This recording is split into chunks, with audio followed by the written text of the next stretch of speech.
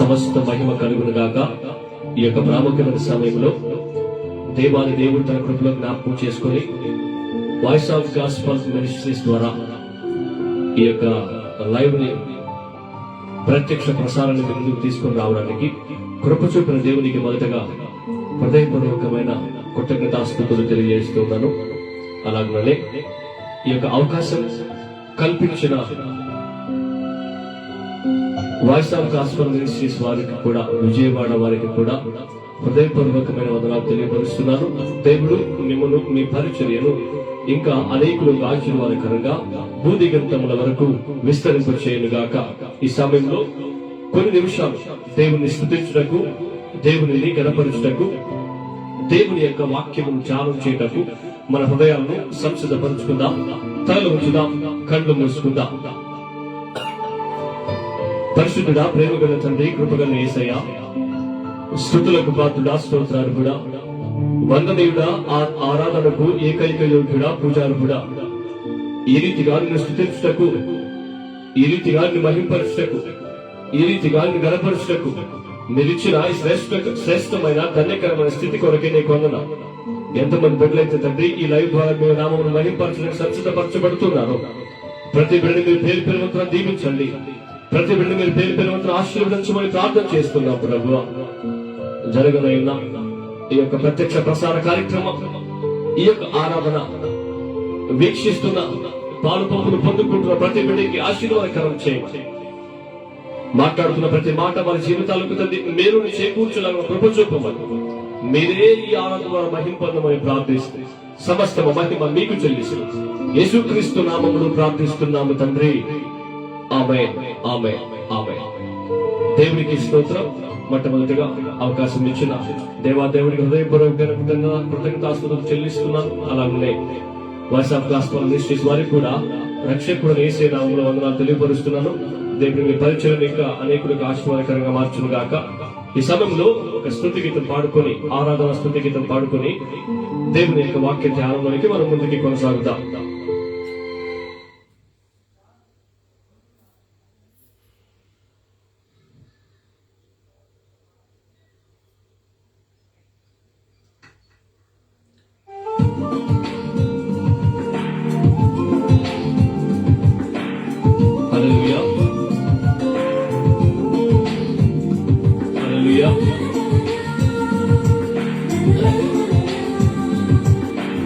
దేవానికి స్తోత్రమయ్యా, యేసయ్యా నీకు స్తోత్రమయ్యా, స్తోత్రం. హల్లెలూయా, హల్లెలూయా.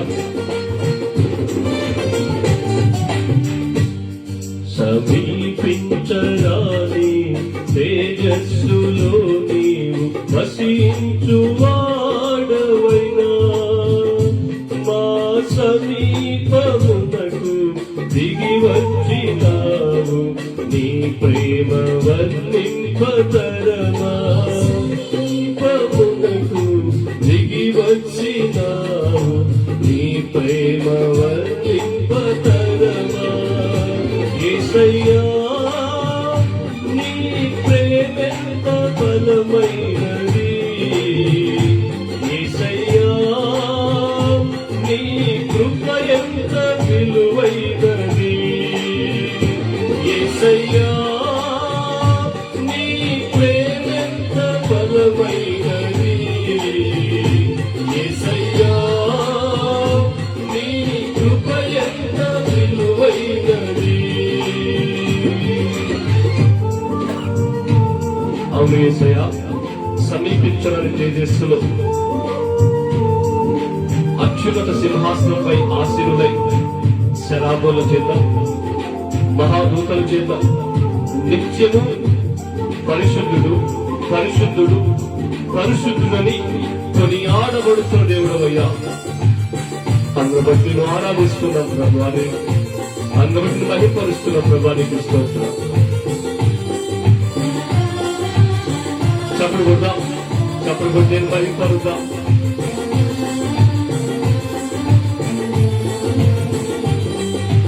తెరయందు నేనుండ, తెరయందు పడియుండ, కరమందు దాచితివే, నన్నే పరమున చేర్చితివే. ధరయందు నేనుండ, చెరయందు పడియుండ, కరమందు దాచితివే, నన్నే పరమున చేర్చితివే. కరుణకు కరుణను నొసగితివే, కరుణకు కరుణను నొసగితివే.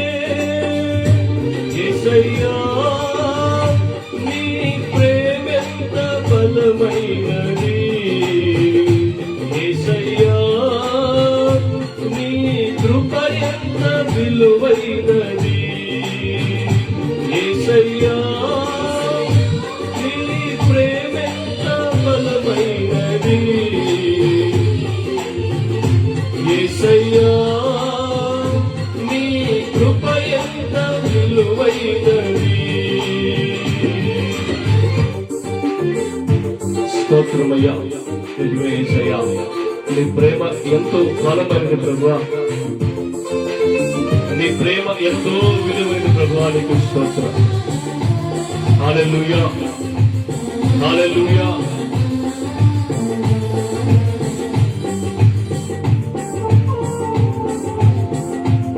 స్తోత్రమయ్యా.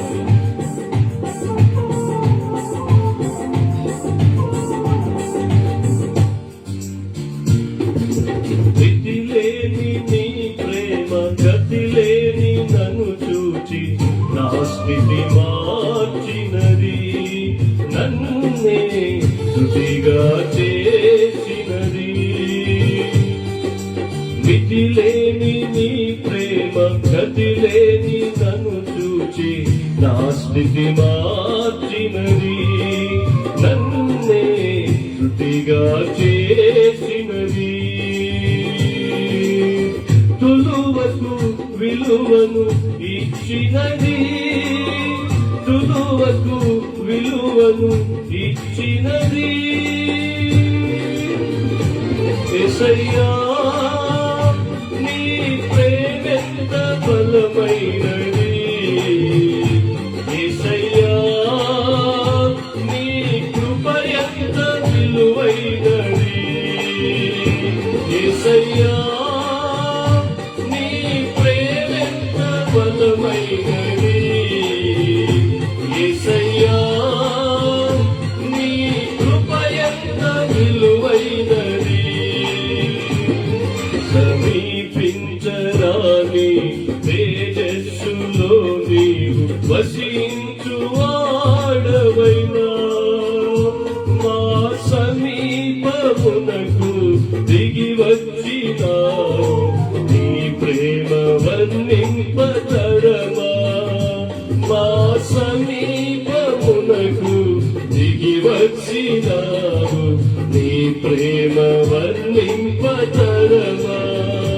యేసయ్యా నీ ప్రేమెంత బలమైనది, యేసయ్యా నీ కృప ఎంత విలువైనది. యేసయ్యా నీ ప్రేమెంత బలమైనది, యేసయ్యా నీ కృప ఎంత విలువైనది, నీ కృప ఎంత విలువైనది. హల్లెలూయా. దేవునికి స్తోత్రం, దేవుని మహిమ కలుగును గాక. ఈ సమయంలో దేవుని యొక్క వాక్యమును ధ్యానం చేయడానికంటే ముందుగా దేవుని యొక్క వాక్యం నిమిత్తమై మన హృదయాలను మనం సంసిద్ధపరుచుకుందాం.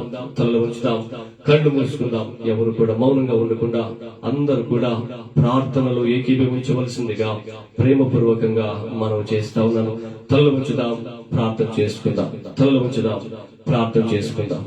సర్వశక్తిమంతుడా, సర్వోన్నతుడా, ప్రేమామయుడవని దేవా, దయగలిగిన దేవా, నిన్ను స్తుతించుట, నిన్ను ఆరాధించుట, నిన్ను మహిమపరుచుట, నిన్ను గణపరుచుట మా జీవితం ధన్యత ప్రభువా. ఎంతమంది బిడ్డలైతే నిన్ను ఆరాధించుటకు, నిన్ను మహింపరచుటకు సంసిద్ధపరచబడుతూ ఉన్నారో, నీ వాక్యమును వినడానికి, నీ వాక్యమును ధ్యానము చేయడానికి సంసిద్ధపరచబడుతున్నారు. ప్రతి బిడ్డని మీరు దీవించండి, ప్రతి బిడ్డని మీరు ఆశీర్వదించండి, ప్రతి బిడ్డని మీ స్వాధీనంలో ఉంచుకోమని ప్రార్థన చేస్తూ నిలబడుతున్నా నన్ను కూడా మీ కృపలో జ్ఞాపకం చేసుకోమని ప్రార్థన చేస్తూ, సమస్త మహిమ ఘనత ప్రభావము మీ నామమునకు మాత్రమే ఆరోపిస్తూ, మా ప్రభువును మా రక్షకుడు, సర్వ మానవానికి ఏకైక రక్షకుడైన నజరేయుడైన యేసుక్రీస్తు నామములో ప్రార్థించి అడిగి వేడుకొనుచున్నాము తండ్రి. ఆమేన్, ఆమేన్, ఆమేన్. దేవునికి స్తోత్రం. ఈ సమయంలో కొద్ది నిమిషాలు దేవుని యొక్క వాక్యమును మనము ధ్యానం చేద్దాం. మీరందరూ కూడా దేవుని యొక్క వాక్యం వినడానికి మీ హృదయాలను సంసిద్ధపరచుకోవలసిందిగా ప్రేమపూర్వకంగా మనవి చేస్తా ఉన్నాను. ఈ దినం మనం దేవుని యొక్క వాక్యమును ధ్యానం చేయగలుగుతున్నామంటే ఆ యేసయ్య కృప. ఈ దినం మనము సజీవ లెక్కలు ఉంచబడ్డామంటే ఆ యేసయ్య కృప. ఈ దినం మనము ఆయన్ను స్తుతించి ఆరాధించి ఈ స్థితిలో ఉండగలుగుతున్నామంటే ఆ యేసయ్య కృప. అందుకనే భక్తుడు అన్నాడు, నేనేమై ఉన్నానో కేవలం సమస్తం ఆయన వలనే అయ్యున్నాను అన్న రీతిగా ఏ స్థితిలో ఉన్నా సంతృప్తి కలిగి ఉండడం నేర్చుకుంటూ ఉన్నాను. సంతృప్తి కలిగిన దైవభక్తి గొప్ప లాభ సాధకమై ఉన్నది అని మనం జ్ఞాపకం చేసుకోవాలి. ఎందుకు ఈ మాటలు నేను మీకు తెలియపరిచానంటే, ఈ రోజు మనం ధ్యానం చేయబోతున్న ప్రాముఖ్యమైన అంశాలు రెండు. వాటిని నేను త్వరితంగా తెలియపరిచి ముగించడానికి ప్రయత్నం చేస్తాను. మొదటి అంశము క్రీస్తు లేని క్రైస్తవ్యం. మొదటి అంశాన్ని నేను మరలా జ్ఞాపకం చేస్తూ ఉన్నాను, క్రీస్తు లేని క్రైస్తవ్యం.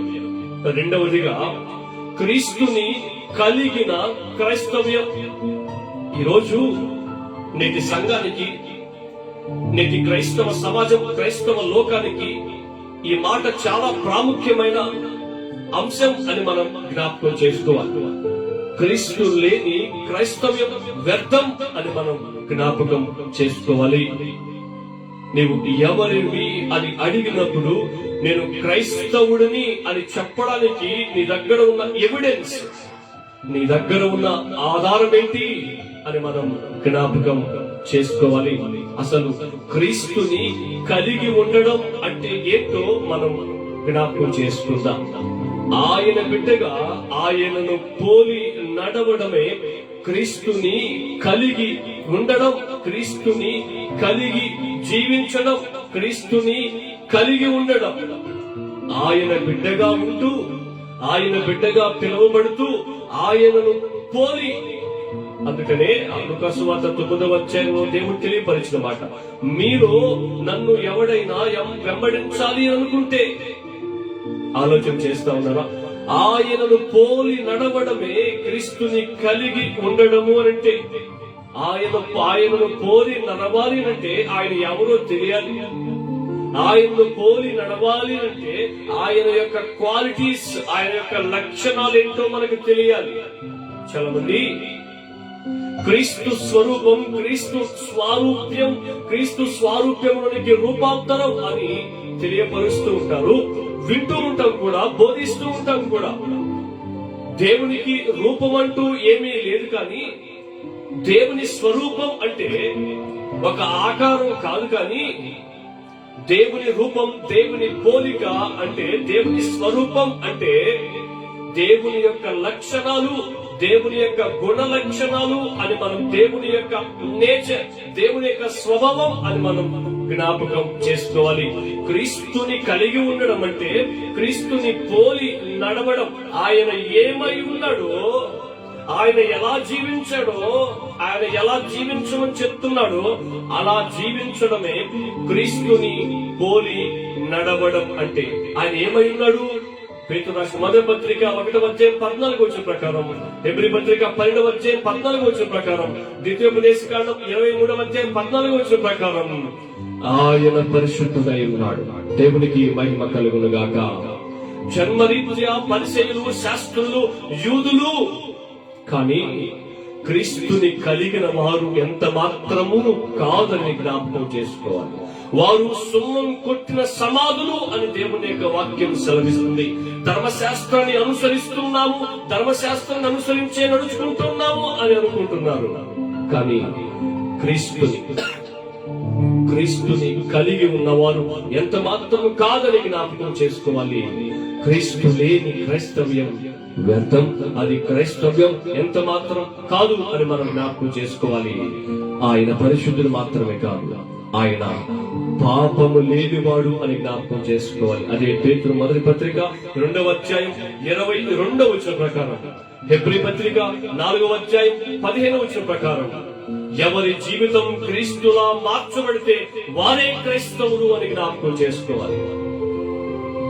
ఎవరి జీవితం క్రీస్తులాగా మార్చబడుతుందో వారు క్రైస్తవులు అని పిలువబడతారు. పిలిపించుకుంటారని కాదు గాని పిలుస్తారు అని మనం జ్ఞాపకం చేసుకోవాలి. క్రీస్తుని కలిగి ఉంటే పాపాన్ని జయించగలం. అది క్రీస్తు ద్వారా మాత్రమే సాధ్యం. క్రీస్తుని కలిగి ఉంటే మనం పాపాన్ని జయించగలం. క్రీస్తు లేడు కాబట్టే మునిగిపోసాగాడు. క్రీస్తు లేడు కాబట్టే పాపములో మునిగిపోయాడు.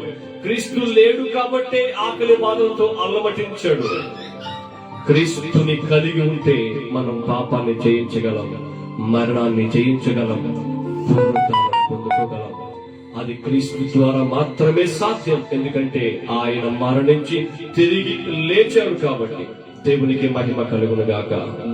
మనం క్రీస్తుని కలిగి ఉన్నామంటే యేసయ్యను మాత్రమే ఆరాధన చేస్తాం. మనం క్రీస్తుని కలిగి ఉన్నామంటే యేసయ్యను మాత్రమే ఆరాధన చేస్తాం. గత దినాలలో మా ఇంట్లో కూడా యేసు ప్రభు యొక్క పటం ఉండేది.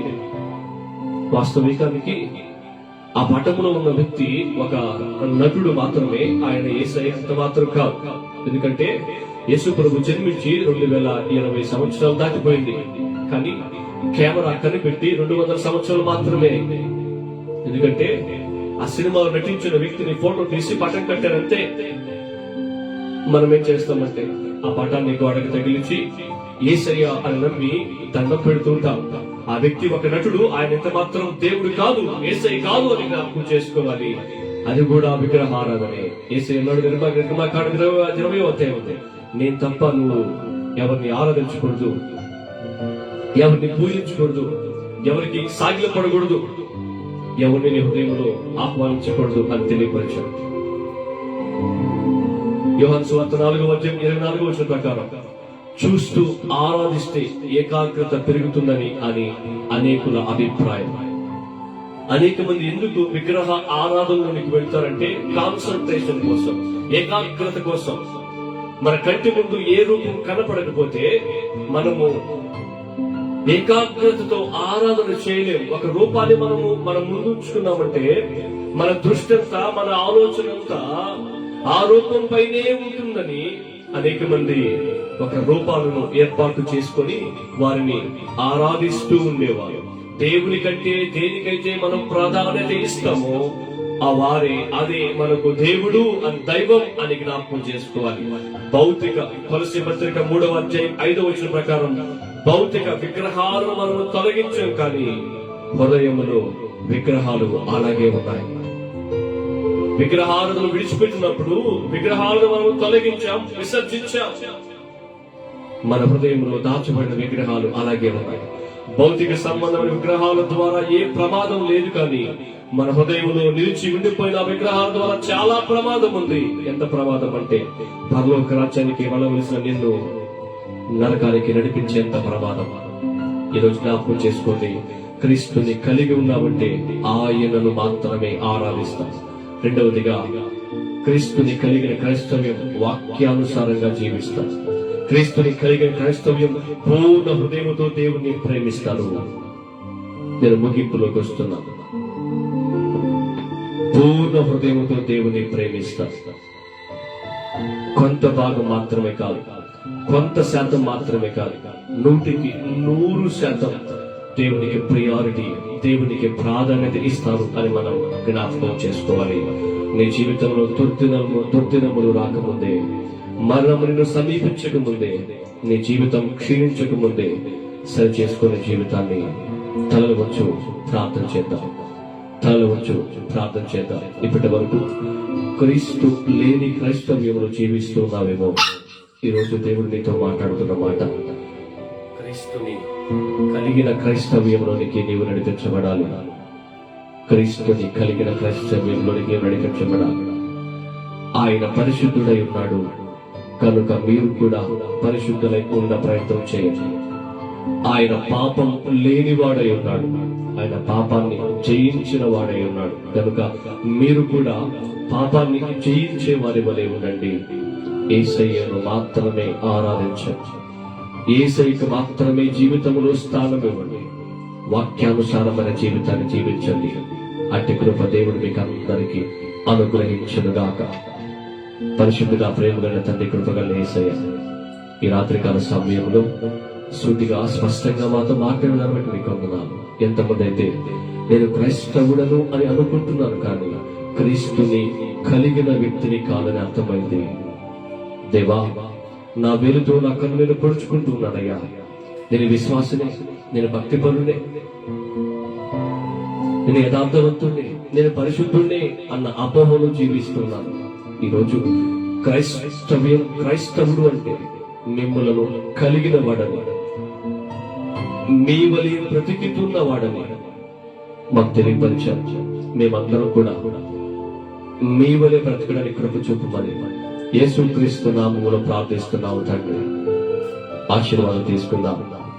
తండ్రి అయిన దేవుని యొక్క ప్రేమ, కుమారుడు యేసుక్రీస్తు ప్రభువారి యొక్క కృప, ఆదరణకర్తన పరిశుద్ధ ఆత్మ దేవుని యొక్క అన్యోన్య సహాయ సహవాసం, వాక్యము విని అంగీకరించిన క్రీస్తుని కలిగిన క్రైస్తవునిగా నేను మారాలి, నేను ఉండాలి కడవరకు అని తీర్మానం చేసుకున్న ప్రతి బిడ్డకు, ఈ యొక్క గాస్పెల్ వాయిస్ మినిస్ట్రీస్ కి వాక్యం విని అంగీకరించిన ప్రతి బిడ్డకు, ఈ పరిచయకు సహకరించిన ప్రతి బిడ్డకు ఆయన రాకడ పర్యంతం ఆయన కృప తోడి నడిపించి వర్ధలు చేసి అనేకులకు ఆశీర్వాదకరంగా మార్చునుగాక. ఆమేన్, ఆమేన్, ఆమేన్. God bless you. God bless you. God bless you.